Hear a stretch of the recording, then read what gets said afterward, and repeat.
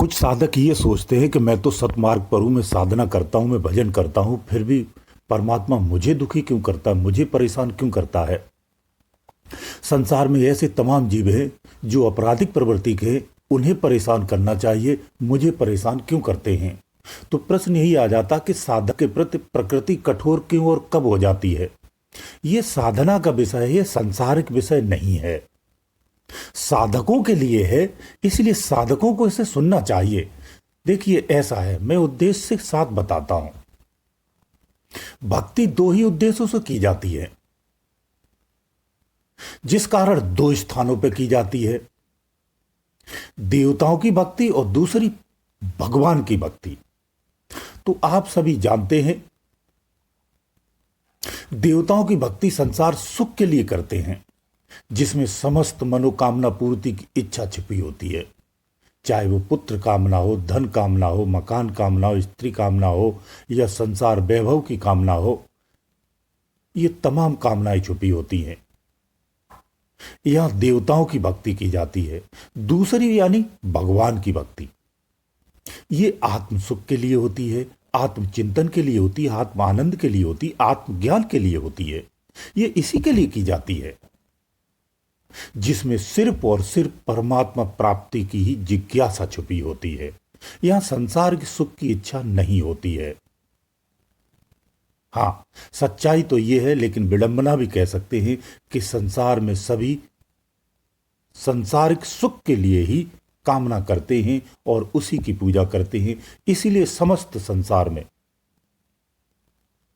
तमाम रूपों में, तमाम विधियों से देवों की ही पूजा की जाती है, उन्हीं की मान्यता है, उन्हीं की सिद्धियां की जाती हैं।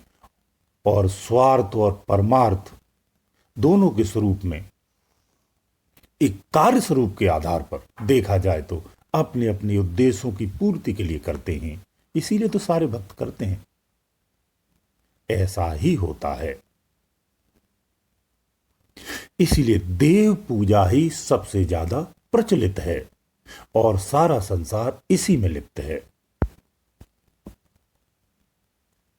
देखिए ऐसा है, एक अच्छे और सच्चे साधक के प्रति जो प्रकृति का व्यवहार है, एक बार कठोर अवश्य होता है। उसे समझ लीजिए क्यों होता है। जब उसका व्यवहार कठोर होता है तो साधक के सारे कर्म हो जाते हैं, बहुत पीड़ित हो जाता है, वो कष्टों और क्लेशों से भी कभी कभी घिर जाता है, उसका ऐसा दौर भी आता है। इस भरे पूरे संसार में उसकी ये दशा हो जाती कि वो बेचारा हो जाता है।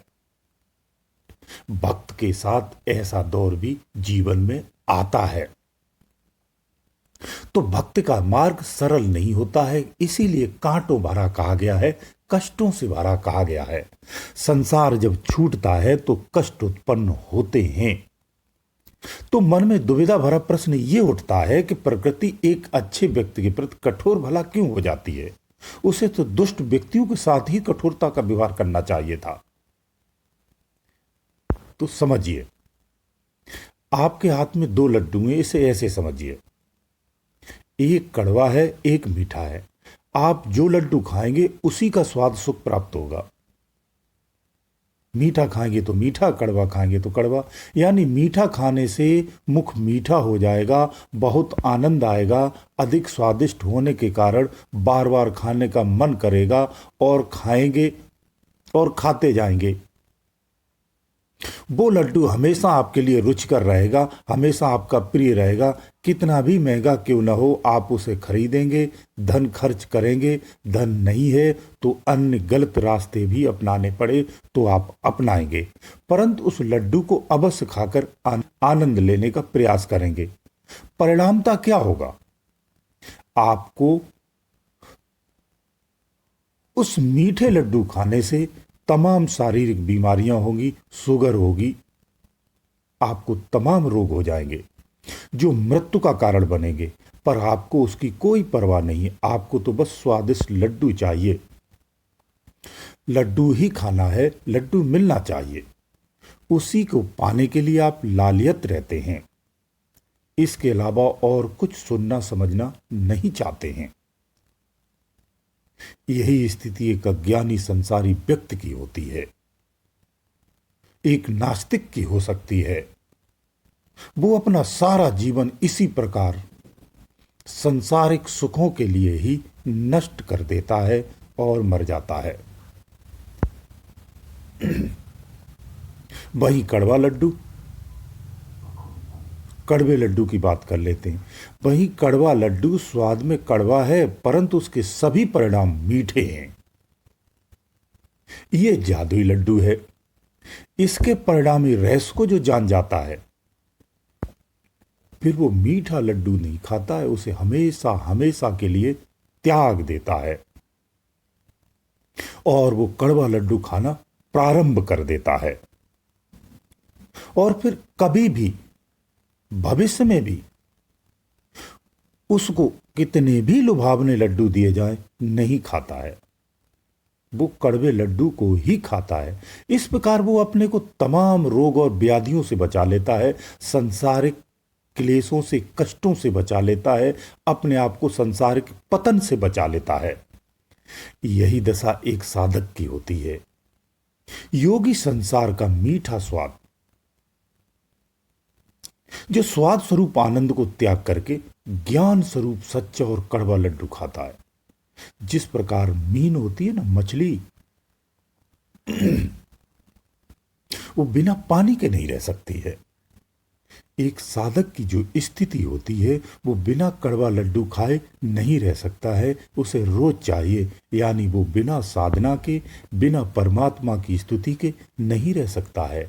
यानी जो साधक होता है वो अपनी निज अवस्था में ही रहता है, वो संसार में अपनी स्थिति को नहीं रखता है।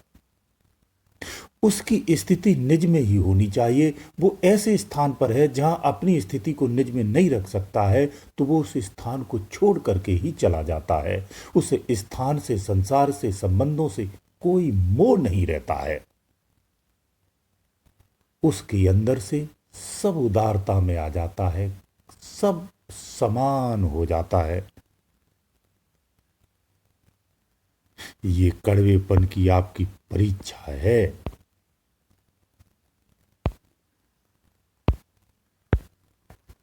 और कुछ भी नहीं है।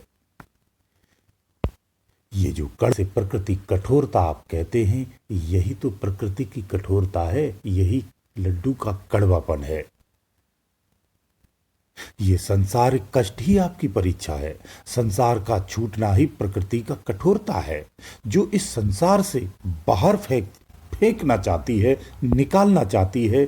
इसीलिए वो कठोरतम व्यवहार करती है, इसीलिए संसार के सुखों में आपको कष्ट देती है, पीड़ा देती है, ताकि इस संसार से आप बाहर निकल सको। वो फेंकने का प्रयास करती है, निकालने का प्रयास करती है, प्यार से भी करती है, बलपूर्वक भी करती है। वो नरम व्यवहार भी अपनाती, कठोर व्यवहार भी अपनाती है। ये नेचर का स्वभाव होता है। आपकी नित्य दिनचर्या में ऐसा दिखता होगा। जिन संबंधियों के लिए आप मरते हो, वही संबंधी आपको फिर कष्ट देते हैं। ये प्रेरणा होती है।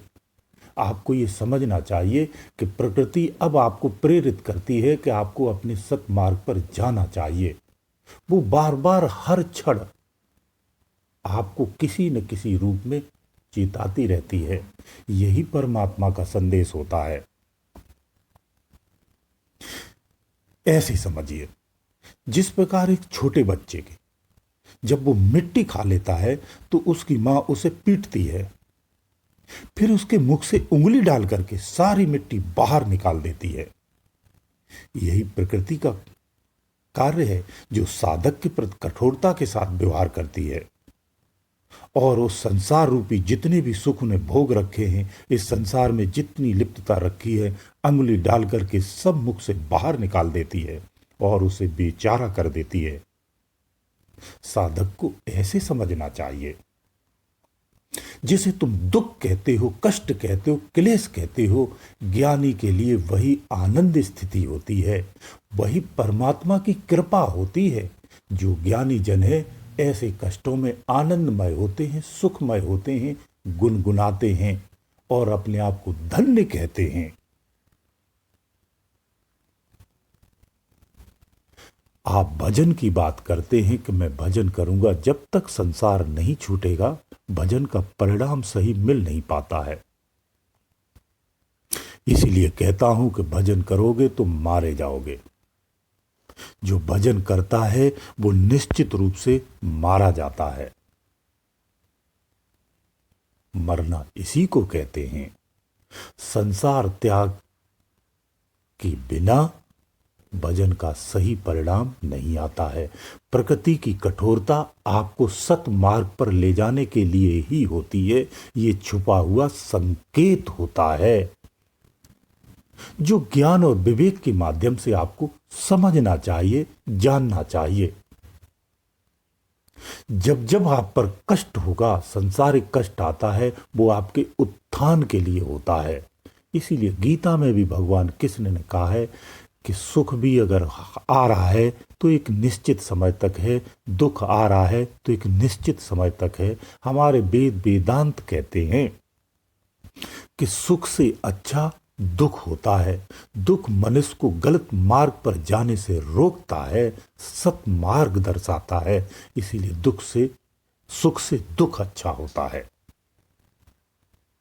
तो जिन साधकों के जीवन में कष्ट और क्लेश आते हैं, समझ लेना परमात्मा की कृपा आप पर उतनी ही अच्छी है।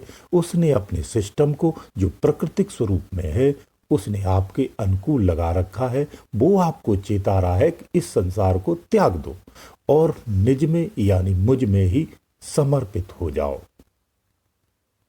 यही उसका गुप्त संदेश होता है। इसलिए प्रकृति साधक के प्रति कठोर होती है। दरअसल में कठोर नहीं है, वो आपके अनुकूल है, अगर ज्ञान की भाषा में कहा जाए। गुरुदेव दयालु।